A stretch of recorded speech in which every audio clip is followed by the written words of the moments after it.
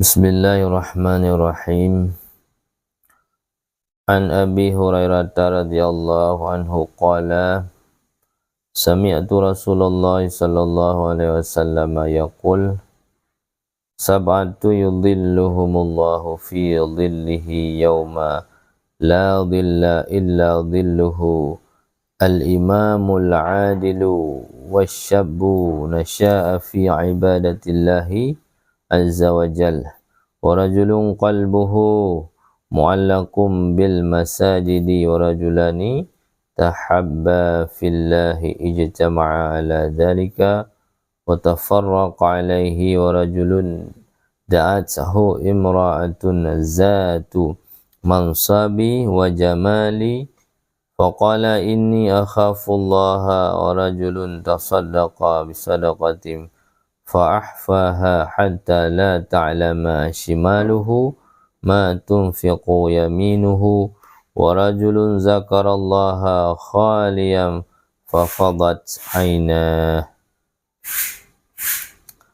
Dari Sayyidina Abu Hurairah radhiyallahu anhu, saya mendengar baginda Rasulullah sallallahu alaihi wasallam bersabda, ada 7 golongan yang dinaungi rahmat Allah Subhanahu wa taala ketika tidak ada naungan selain naungannya. Yang pertama sekali adalah pemimpin yang adil. Yang kedua, pemuda yang sejak kecil rajin beribadah kepada Allah Subhanahu wa taala. Yang ketiga, laki-laki yang hatinya selalu terpaut pada masjid-masjid.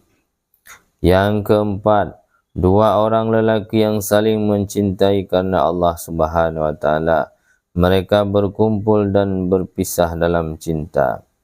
Yang kelima, laki-laki yang digoda oleh wanita bangsawan lagi cantik. Lalu ia berkata, sesungguhnya aku takut kepada Allah Subhanahu wa taala. Yang keenam, laki-laki yang bersedekah dengan sembunyi-sembunyi sehingga tangan kirinya tidak mengetahui apa yang disedekahkan oleh tangan kanannya. Dan yang ketujuh, laki-laki yang mengingat Allah Subhanahu wa taala dengan bersunyi diri hingga berlinangan air mata. Hadis riwayat Bukhari, Muslim dari kitab At-Targhib dan Mishkat. Berlinangan air mata dalam hadis ini maksudnya menangis karena mengingat keburukan dan dosa-dosanya. Dapat juga bermaksud menangis karena dorongan rindu kepada Allah Subhanahu wa taala. Lalu tanpa sadar meneteskan air mata. Syekh Sabit Bunani rahmatullah alaih meriwayatkan bahwa seorang syekh berkata, aku mengetahui doaku yang manakah yang diterima oleh Allah Subhanahu wa taala. Orang-orang bertanya, bagaimana engkau dapat mengetahuinya? Jawab beliau, jika ketika berdoa bulu romaku berdiri dan hatiku merasa takut sehingga air mataku keluar, itulah doaku yang dikabulkan. Sebuah hadis menyatakan, barang siapa menangis karena takut kepada Allah Subhanahu wa taala, maka ia tidak akan masuk ke dalam neraka, sebagaimana air susu tidak mungkin kembali ke dalam puting susunya. Artinya, sebagaimana air susu mustahil kembali masuk ke dalam puting susu, maka mustahil pula ia masuk ke dalam neraka. Disebutkan dalam hadis yang lain, barang siapa menangis karena takut kepada Allah Subhanahu wa taala sehingga air matanya menetes ke bumi, maka ia tidak akan disiksa pada hari kiamat. Sebuah hadis menyatakan, 2 mata yang haram masuk neraka. Yang pertama sekali, mata yang menangis karena takut kepada Allah Subhanahu wa taala, dan mata yang kedua adalah mata yang digunakan untuk menjaga Islam dan kaum muslimin dari serangan orang-orang kafir. Disebutkan dalam sabda beliau yang lain, neraka diharamkan lagi. Yang pertama sekali, mata yang pernah menangis karena takut kepada Allah Subhanahu wa taala. Yang kedua, mata yang digunakan untuk bertugas jaga di jalan Allah Subhanahu wa taala.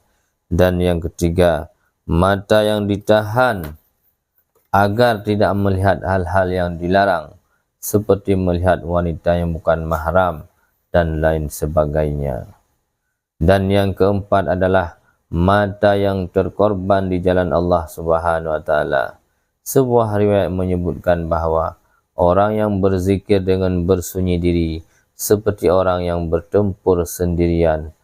InsyaAllah jamaah yang dirahmati Allah Subhanahu wa taala, mudah-mudahan bisa bermanfaat bagi kita semua. Hadanallahu wa yakum ajma'in. Wassalamualaikum warahmatullahi wabarakatuh. Ya Nabi salamun alaik, Ya Rasul salamun alaik, Ya Habibus salamun alaik,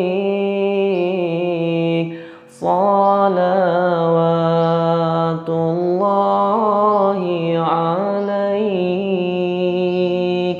Ya Nabi salamun alaik, Ya Rasul salamun alaik, Ya Habib bussalamun alaik,